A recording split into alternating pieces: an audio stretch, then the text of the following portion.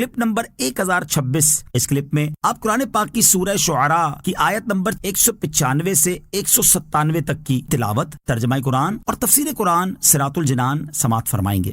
بسم اللہ الرحمن الرحیم۔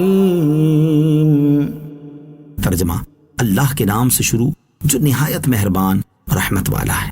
بلسان عربی مبین وَإِنَّهُ لَفِي زُبُرِ الْأَوَّلِينَ۔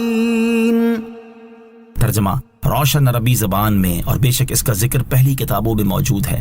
بلسان زبان میں یعنی قرآن پاک کو عربی زبان میں نازل کیا جس کے معنی ظاہر اور الفاظ کی اپنے معنی پر دلالت واضح ہے، تاکہ عرب کے رہنے والوں اور کفار قریش کے لیے کوئی عذر باقی نہ رہے اور وہ یہ نہ کہہ سکے کہ ہم اس کلام کو سن کر کیا کریں گے جسے ہم سمجھ ہی نہیں سکتے۔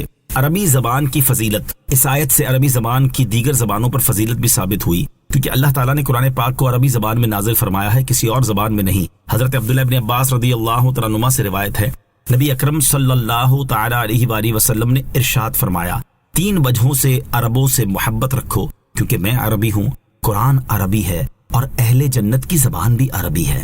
حضرت فقی ابو اللیث سمرقندی رحمۃ اللہ تعالی فرماتے ہیں، جان لو کہ عربی زبان تمام زبانوں سے افضل ہے، تو جس نے عربی زبان خود سیکھی یا کسی اور کو سکھائی اسے اجر ملے گا، کیونکہ اللہ تعالیٰ نے قرآن پاک کو عربی زبان میں نازل فرمایا ہے۔ وَإِنَّهُ اور بے شک اس کا۔ اس آیت کی ایک تفسیر یہ ہے کہ قرآن پاک کا ذکر تمام آسمانی کتابوں میں موجود ہے، اور دوسری تفسیر یہ ہے کہ سابقہ کتابوں میں نبی کریم صلی اللہ تعالیٰ علیہ وسلم کی نعت اور صفت مذکور ہے۔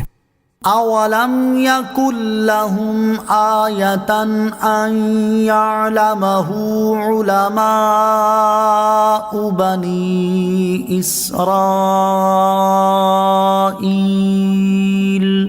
ترجمہ: اور کیا یہ بات ان کے لیے نشانی نہ تھی کہ اس نبی کو بنی اسرائیل کے علماء جانتے ہیں؟ اولم یکن لہم آیہ، اور کیا یہ بات ان کے لیے نشانی نہ تھی؟ یہاں کفار مکہ پر ایک اور حجت بیان کی گئی کہ کیا یہ بات کفار مکہ کے لیے نبی اکرم صلی اللہ تعالیٰ علیہ وسلم کی نبوت اور رسالت کی صداقت پر نشانی نہ تھی کہ اس نبی کو بنی اسرائیل کے علماء اپنی کتابوں سے جانتے ہیں اور لوگوں کو ان کی خبریں دیتے ہیں۔ حضرت عبداللہ ابن عباس رضی اللہ تعالیٰ عنہما فرماتے ہیں کہ اہل مکہ نے مدینہ کے یہودیوں کے پاس اپنے با اعتماد بندوں کو یہ دریافت کرنے بھیجا کہ کیا نبی آخر الزمان سید کائنات محمد مصطفیٰ صلی اللہ تعالیٰ علیہ وسلم کے بارے میں ان کی کتابوں میں کوئی خبر ہے؟ اس کا جواب یہودی علماء نے یہ دیا کہ یہی ان کا زمانہ ہے اور ان کی نعت و صفت توریت میں موجود ہے۔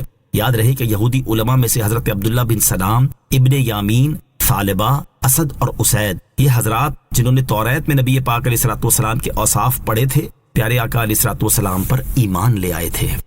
صلو علی الحبیب صلی اللہ تعالی علی محمد صلی اللہ تعالی علیہ وسلم۔